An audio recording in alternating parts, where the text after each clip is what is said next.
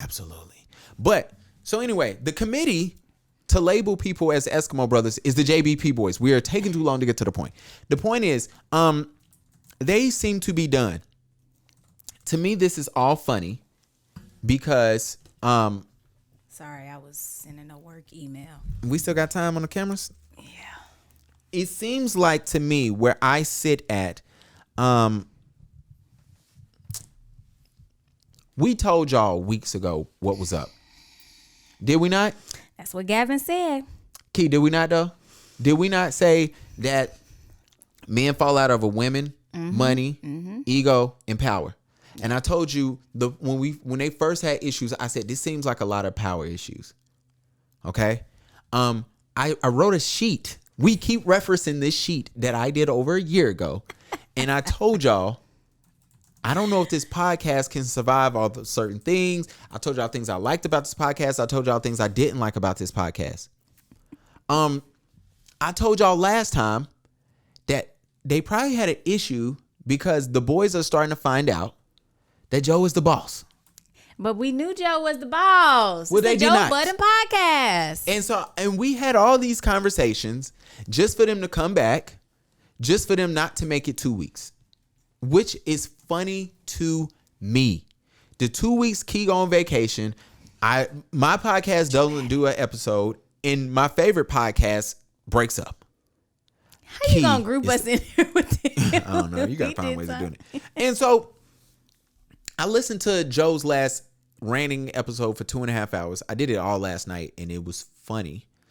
And as I'm listening, I noticed a couple of things. For those who not know, the Joe Budden Podcast has decided Rory has been fired. Maul, he did not say Maul was fired, but the way Maul acts, Maul ain't coming back. And he said something super important. He said, when you try to audit me and I say no and you get upset, then you don't come back to work. Which is funny to me because I always listen to what Park says or what Park doesn't say because Joe, I knew something was weird. The first episode, it was a lot of bitching and complaining. And the second episode was so awkward. Maul sit up there and pouted the whole second episode. And I don't think nobody paid attention to that. And to me, that was the biggest red flag of last episode. You would go, if you listen to the last episode, there's point in times during the podcast that you don't even know Maul is there. You could tell he did not want to be there. He made 3 jokes that whole damn podcast. I listened to it all. And I was like, damn, he don't even seem like he want to be there. And then he kept talking about how bad the Ice and Ish, when they joined Joe. And to me, I told y'all, I was like, I heard half of the first one. I didn't listen to the second one. But on the third one, I listened to it and I actually started to like it. And by the fifth one, I was like, all right, this shit is lit. I can rock with this. And if Joe decides to bring them back, I'm listening to that. Like, I'm sorry. I don't need to hear nobody deriding Drake the whole time. I don't need to hear Roy, try to talk tough and then switch opinions and stuff. The only problem I'm going to have is I don't need, the good thing about the boys, because those guys is they'll tell Joe to shut the fuck up. And he does need that. But we'll get to Joe at the end. So when I'm listening to all this, Park said something that blew my mind. He said, I don't know, which is a red flag for me. But he said, I don't think people understand how a 1099 works. And he said, but I don't know if they are a 1099. That to me let me know one thing. Wait. What? He said a 1099. Absolutely. What that mean? So exactly. For me, I understood exactly what that meant because I know you know what a 1099 is. But the point is that made me realize that it was about power this whole time, which is what we said. This is why I'm telling y'all this. So for those who not know, that's why he brought it up. Roy didn't like. I suggested that Roy had a problem with power. He didn't like that Joe told him to take a break. Maul didn't like that Joe had the ability to tell somebody to take a break. But Joe said something that I found disrespectful. He said it to Maul and was like, yo, you don't have the authority to question me. That was another red flag for me. It was a red flag on Joe feeling like he could say that. And it was the other big red flag was like, damn, you really told your boy that? Like, that's fucked up. I started this podcast without you, right? Very much so. You came on. I feel like it'd be, while there's an opportunity, while there could be an opportunity for me to be like, Key, you don't have the right to question me on that shit. it's disrespectful for me to say that to you. Depending on what it is.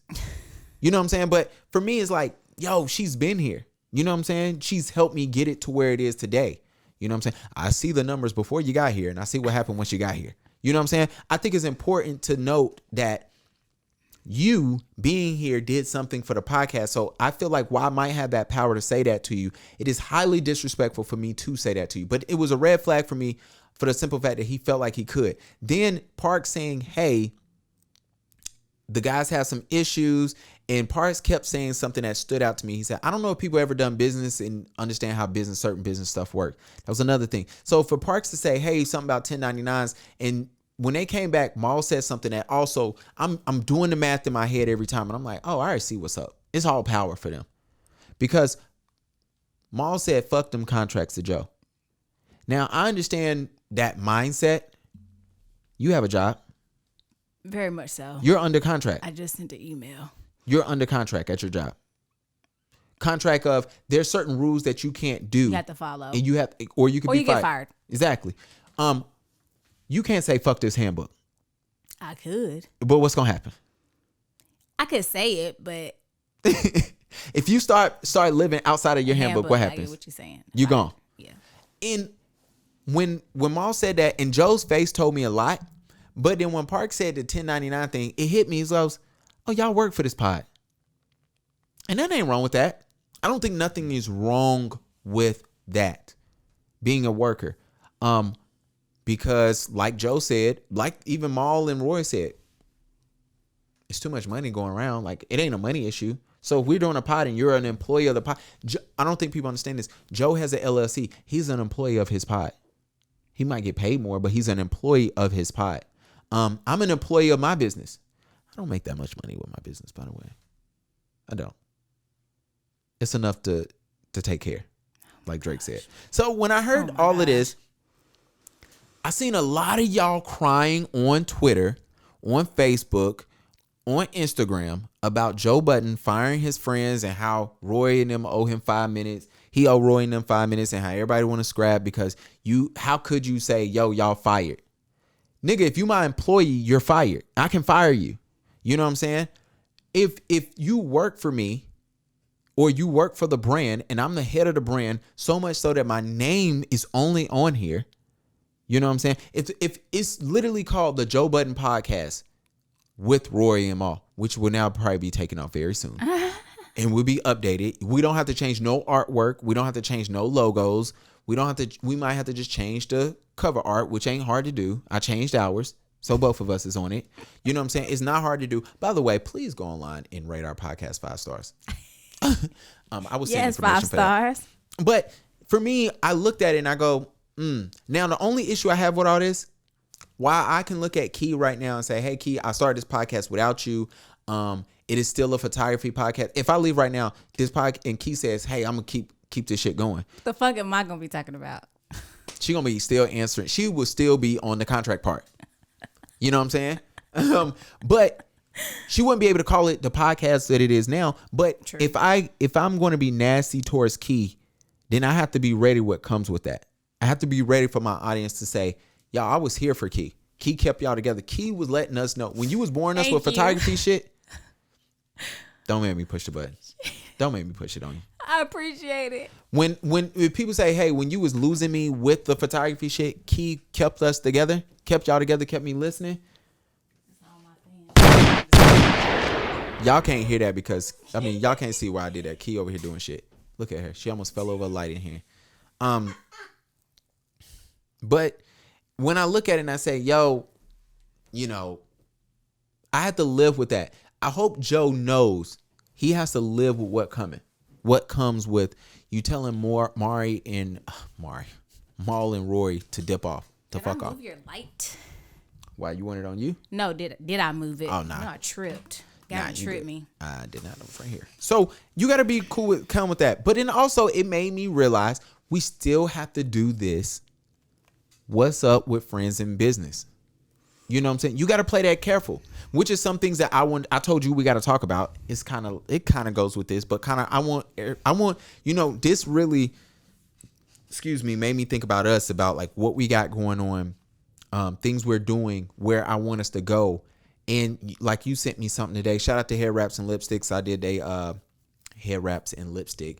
I did their 5-year anniversary pictures. And you said, hey, I thought it was dope they was able to speak to kids about podcasting and what that can mean. And that's something I would love for us to do. Yeah. You know what I'm saying? But it's some of the things like I want to be able to, I can't do everything. You know that.